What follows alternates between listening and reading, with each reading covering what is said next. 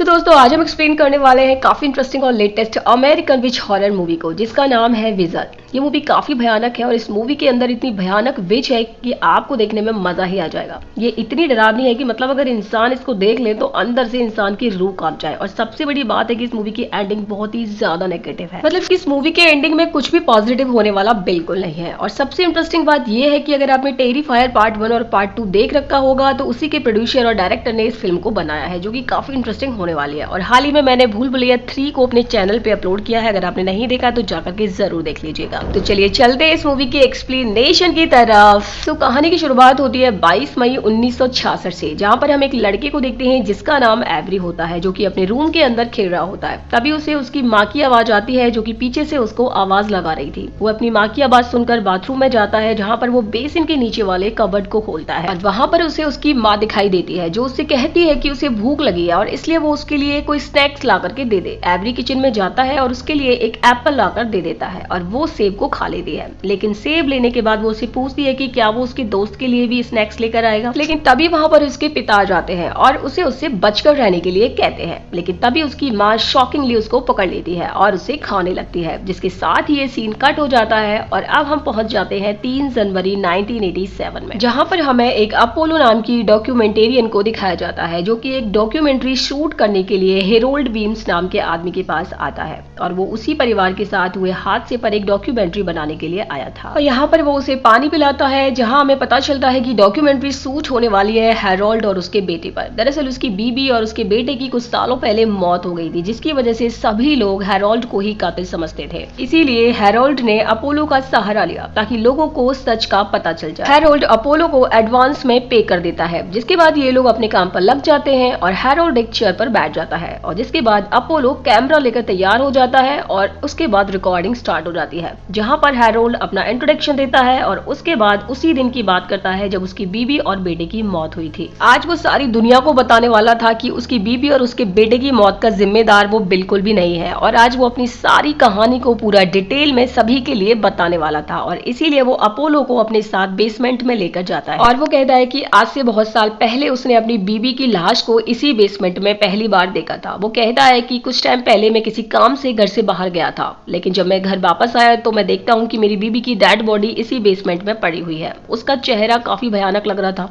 उसके चेहरे पर बहुत ही भयानक एक्सप्रेशंस थे, जैसे कि मरने से पहले उसने किसी डरावनी चीज को देखा हो। और उसके हाथ पैरों पर काफी जख्म थे, बहुत ही ज्यादा भयानक घाव थे। ऐसा लग रहा था मानो किसी ने उसे खाने की कोशिश करी हो। और ऑब्वियसली पुलिस के लिए मेन सस्पेक्ट तो उसका पति ही यानी कि हेरोल्ड ही था। इसी वजह से पुलिस के द्वारा हेरोल्ड को अरेस्ट कर लिया जाता है। लेकिन बाद में जब उसकी पत्नी के घावों को चेक किया जाता है तो वो किसी के दांतों के निशान पाए जाते हैं और इसी वजह से सबूत न होने के कारण पुलिस को हेरोल्ड को छोड़ना पड़ता है। खैर बातों के बीच में अपोलो उससे उसके बेटे के बारे में पूछने लगता है। तब हेरोल्ड उसे अपने बेटे के बारे में मेंशन करने के लिए मना कर देता है, जिसके बाद वो उसे ऊपर लेकर जाता है कुछ दिखाने के लिए। और यहाँ पर वो उसे अपनी वाइल्ड लाइफ की फोटोज को दिखाता है, जो कि उसने कैप्चर करके रखी थी। यहाँ वो उसे बोलता है कि उसके पास ज्यादा विजिटर्स नहीं आते थे, तो उसे पता नहीं होता था कि लोगों के साथ रिएक्ट कैसे करा जाए। खैर यहाँ पर बाहर कुछ बच्चे खेल रहे थे, तभी हेरोल्ड कहता है कि ये बच्चे सोचते हैं कि उसके घर पर कोई विच रहती है। और इतना कहकर वो जोर जोर से हंसने लगता है। अब यहाँ पर अपोलो को जाना था, लेकिन हेरोल्ड उसे रुकने के लिए बोलता है जब तक कि उसका पूरा सूट नहीं हो जाता। साथ ही साथ ओवर टाइम के लिए भी वो उसको एक्स्ट्रा पैसे देने के लिए तैयार हो जाता है। खैर अब पैसों की बात सुनकर के अपोलो वहां पर रुकने के लिए तैयार हो जाता है और हेरोल्ड उसके लिए एक्स्ट्रा पैसे भी दे देता है।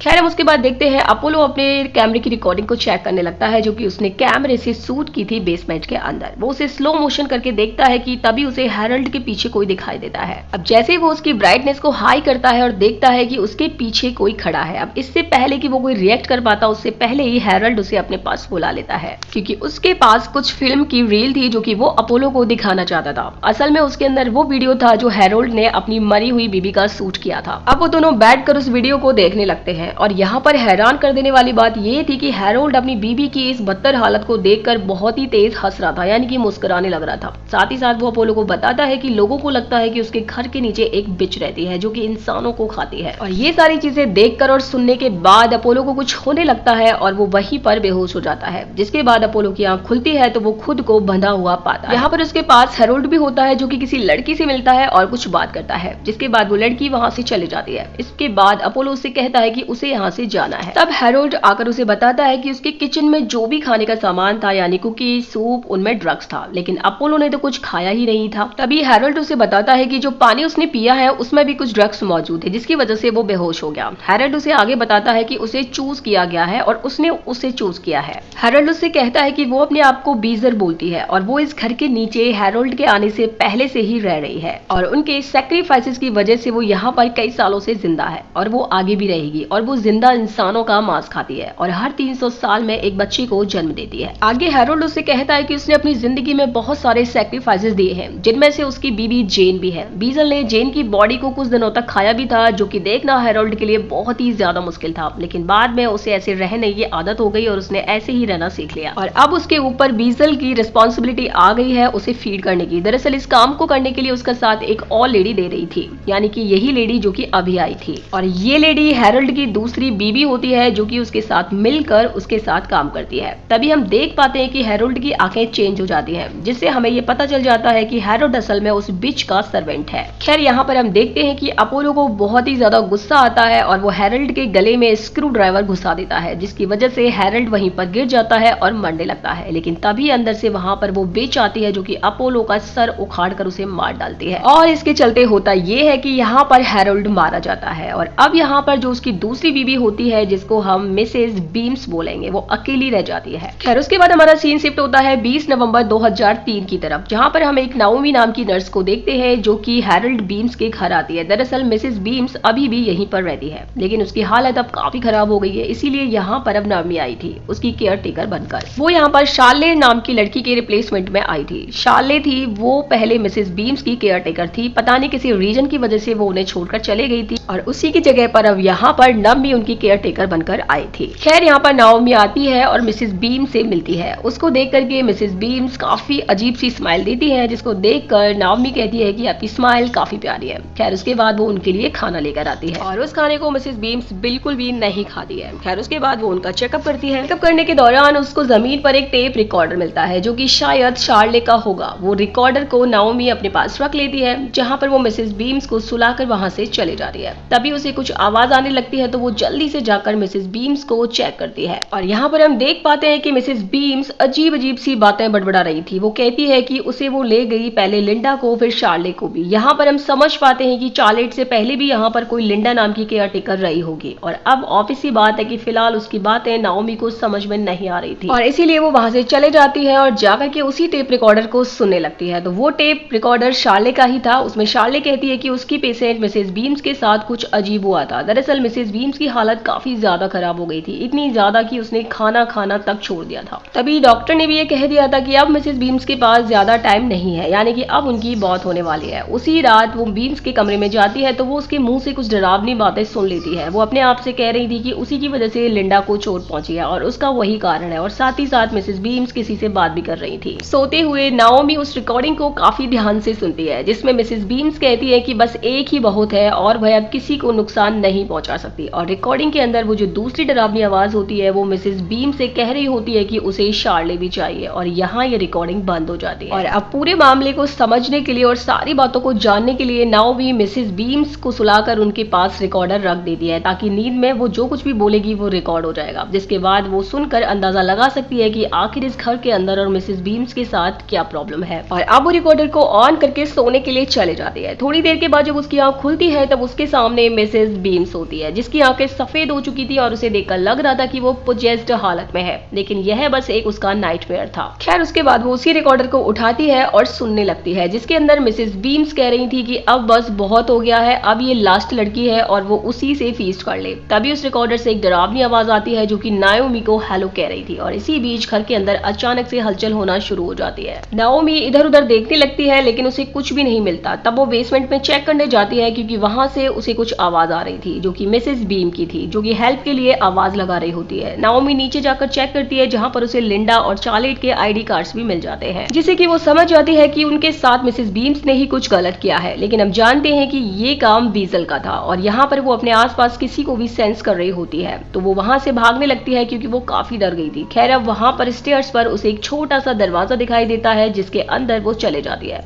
जहाँ पर उसे शार्ले मिलती है जो कि अधमरी हालत में थी। अब वो उसे बचाने के लिए जैसे ही आगे बढ़ती है तभी वहां पर वो बिच आ जाती है जो कि काफी डरावनी थी। वो उसे भी पकड़कर मार देती है, जिसके बाद हमारा सीन सीधा शिफ्ट होता है 2013 में, जहां पर उस घर के अंदर एक कपल रहने के लिए आया हुआ था। और यहाँ पर हमको पता चलता है कि हैरोल्ड की सेकंड बीबी यानी कि मिसेस बीम अब खत्म हो चुकी हैं और यहाँ पर उसका बेटा लूकस और उसकी बीबी नोबा रहने के लिए आए हैं। लेकिन लूकस यहाँ पर इस घर को बेचने के लिए आया था और नोबा को एक बच्चा चाहिए था, जिसके लिए लूकस उसकी बात नहीं मानता, यानी कि बच्चे के लिए वो अभी रेडी नहीं था। अब इनके लिए नोबा ने काफी बार ट्राई भी किया था, लेकिन लूकस किसी भी हालत में बच्चा करना नहीं चाहता था, जिसकी वजह से नोबा काफी दुखी थी। अब एक दिन रात में सोते हुए उसे बिस्तर के नीचे कुछ आवाज आती है, जिसको सुनकर वह अपने कैमरे की मदद से बेड के नीचे चेक करती है, लेकिन नोबा को कुछ भी दिखाई नहीं देता। लेकिन जब वो नीचे झुककर देखने लगती है तब उसे दरवाजे के पास किसी के पैर दिखते हैं, और जब वो बिस्तर के ऊपर देखती है तो उसे वहां पर कुछ भी दिखाई नहीं देता। लेकिन जैसे ही वो बिस्तर के नीचे फिर से देखती है तो वो पैर और आगे आ जाते हैं और बेड पर चढ़ जाते हैं। बेड के ऊपर देखने पर वो अपने आप को देखती है, जिसकी आंखें चेंज हो चुकी थी पूरी तरीके से, और साथ ही साथ लूकस को भी, लेकिन ये उसका एक नाइटमेयर था। खैर अगले दिन वो लूकस को ढूंढते हुए बेसमेंट के अंदर चले जाती है और उसे वहां पर एक पुराना बॉक्स मिलता है जिसे वो अपने साथ ले जाने लगती है। लेकिन तभी उसे एक स्टेयर के पास वाले छोटे दरवाजे के अंदर से आवाज आती है। दरवाजा खोलने पर उसे एक बच्चा मिलता है जो कि काफी छोटा था और वो उसे अपने पास रख लेती है, जिसका रीजन हम समझ सकते हैं क्योंकि उसे हमेशा से ही एक बच्चा चाहिए था और उसकी तमन्ना आज फाइनली पूरी हो गई थी और वो उसे स्टेयर्स पर बिठाकर खिलाने लगती है। लेकिन तभी वहां पर लूकस आ जाता है और वो देखता है कि नोमा ने अपने हाथों में एक मरी हुई बिल्ली पकड़ी हुई है।